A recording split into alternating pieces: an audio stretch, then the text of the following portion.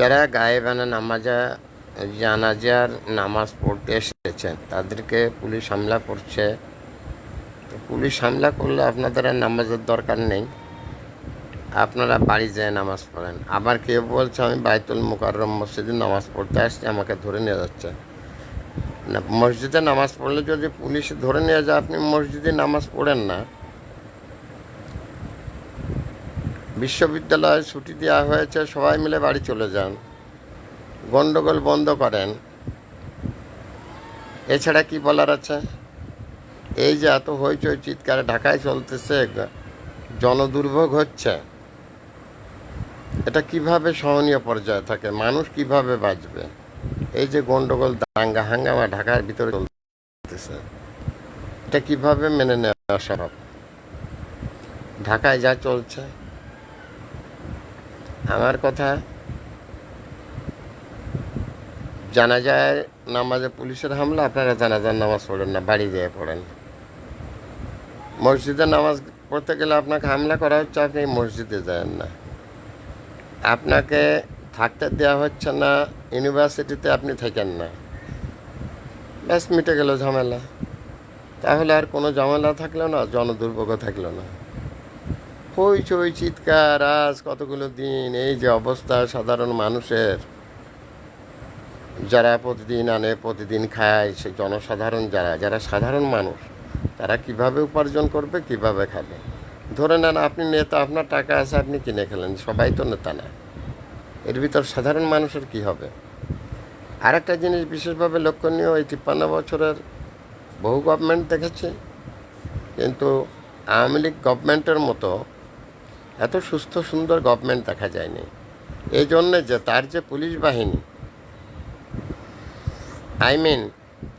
তার যে বাহিনী এত ওবে,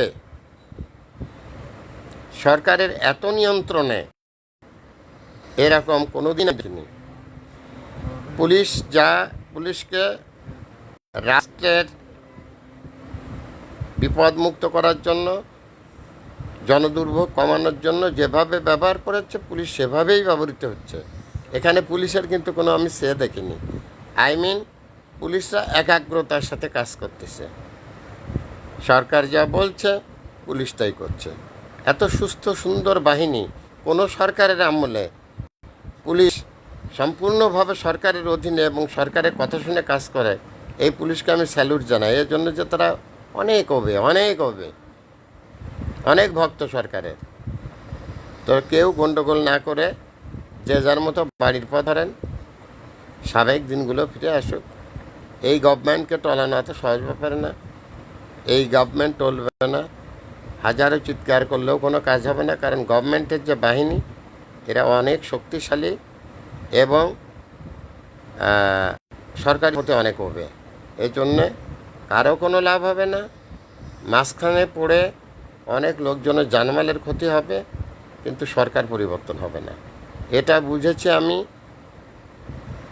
আন্দোলন প্রথম যেদিন শুরু হলো, সম্ভবত গতকাল পরশু দিনে, আমার একটা মোটামুটি বুঝ হয়েছে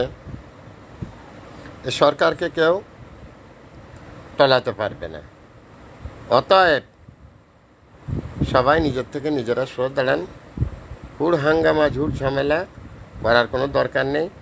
আর গরিব মানুষ নিয়ে বলেছি, যারা গরিব মানুষের ছেলে মেয়ে, তাদেরকে ক্লাস 5 পর্যন্ত পড়িয়ে হাতের কাজ শেখান, কৃষক বানান, ব্যাস।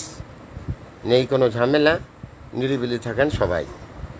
Mohammad Fakhrul Alam master, mobile contact নং 01935204804। এটা আমার বিকাশেরও নাম্বার। আমি একটি বিনা বেতনের পারিবারিক পাঠশালার শিক্ষক। মারামারি, হুড়োহুড়ি, গণ্ডগোলে লিপ্ত হয়ে কোনো লাভ নেই। এই সরকারের কেউ কিছু করার কোনো ক্ষমতা রাখে না, এটা খুব স্পষ্টভাবেই বোঝা যায়। Thanks a lot, viral sir.